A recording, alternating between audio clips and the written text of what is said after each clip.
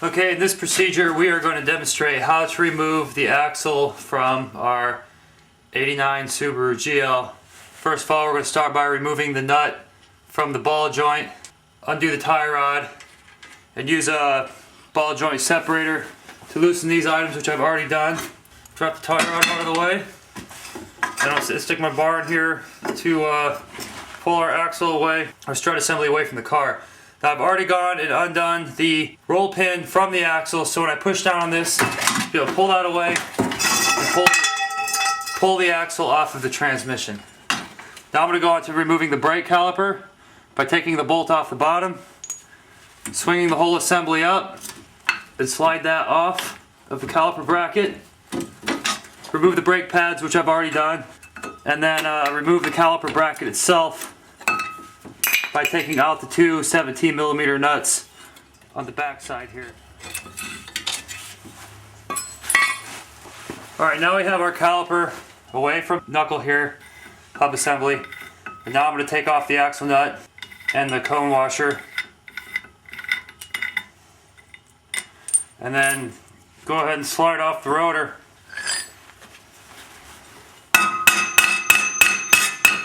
Sometimes this little cone washer will be stuck in its groove. With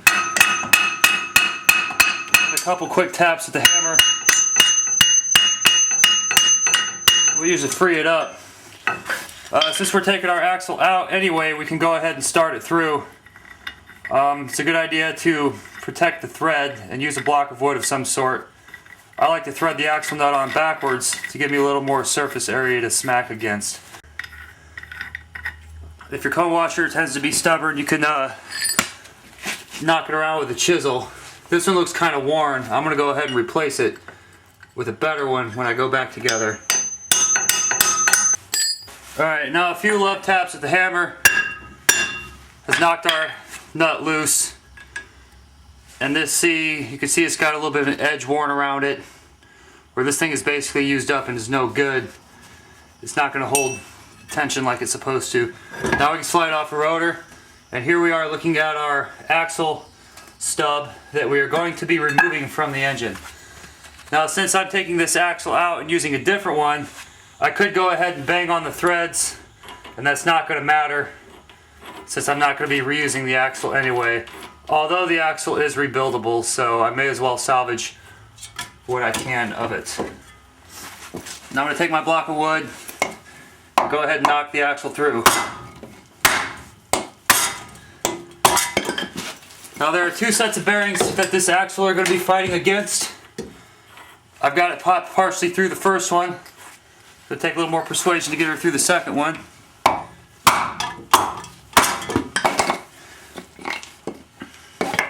Once you drive it most of the way through, it should pop out on its own.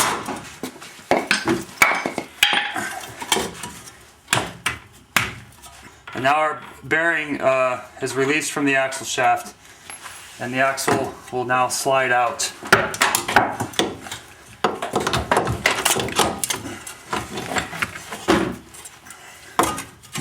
Having the tie rod free allows you to turn this knuckle out of the way enough that you can get all the way to the back of it here. And it's easier to come out from the front half of the car as long as I get my knuckle out of the way. Okay, now we are ready to receive our new axle. I'm going to slide the axle in through the parking brake cable and behind the little shield on this side of the car. Once we have the axle through there, we're going to go ahead and slide on the other end onto the transmission, making note of our alignment that our holes line up for the roll pin. Once the axle is slid onto the transmission stub, we can go ahead and feed it in through the knuckle from the back side. Once again, this is why we undid our tie rod, is to have room to do all of this. You're going to guide the axle in through the wheel bearing. It's going to go in about halfway through before it wants to hang up on anything, which is normal by how it's designed to fit through the bearing. Now that we have it on this far, we want to use our block of wood and tap around the face of the hub. Start seating our axle through the bearing, just enough that we can slide the rotor on and put the axle nut on to draw it through.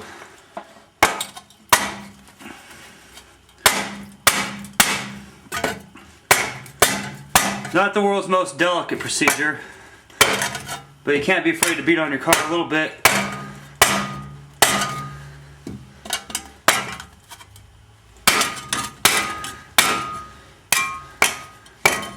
And now you can see the axle has popped its way through the bearing.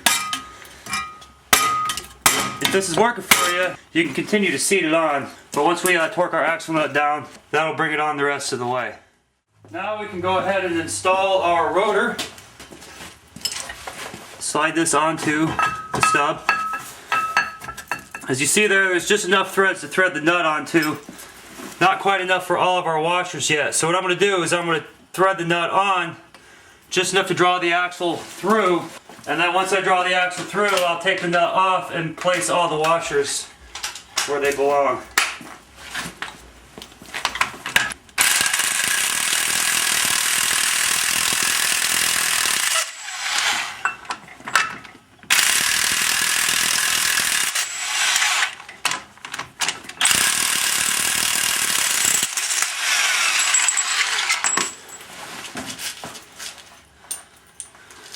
And over here I have newer washers in place.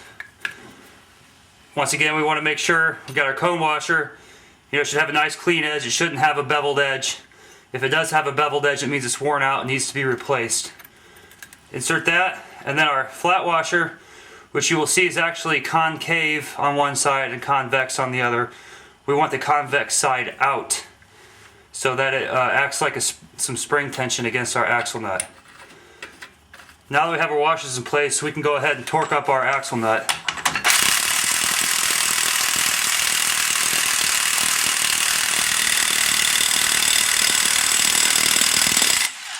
Torque for the axle is 145 pounds. Once you have her torqued up, you put the axle pin or the cotter pin through. I will measure with the torque wrench the final torque once I have the car off of the jack and down on its wheel. Now we can go ahead and reinstall our caliper bracket, which fits between the rotor and the backing plate. Now we can go ahead and install our pads. We want to fit these in with the squeal tab facing down. And now we want to lubricate the caliper slide pin.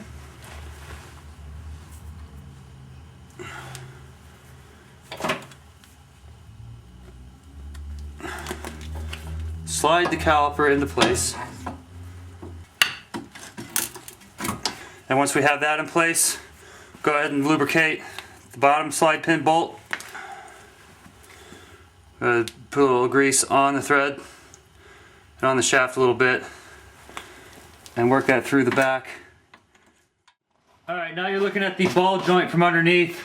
Now that I have our new axle installed and the knuckle all put together, it's time to put the ball joint back in its control arm. What I'm going to do is I'm going to slip a long bar over the control arm, under the axle, and butt it up against the radius rod support on the frame, and push down with my knee.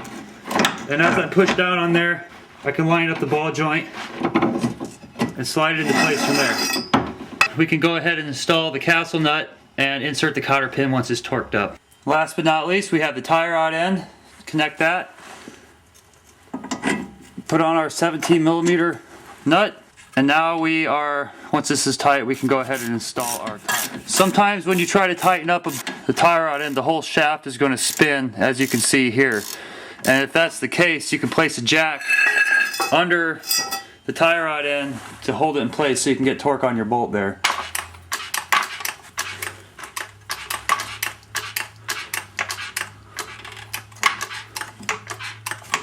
Just enough to hold this ball joint into place. Just a little bit of weight against it, not a whole lot. And that'll hold it still enough for me to torque my bolt down.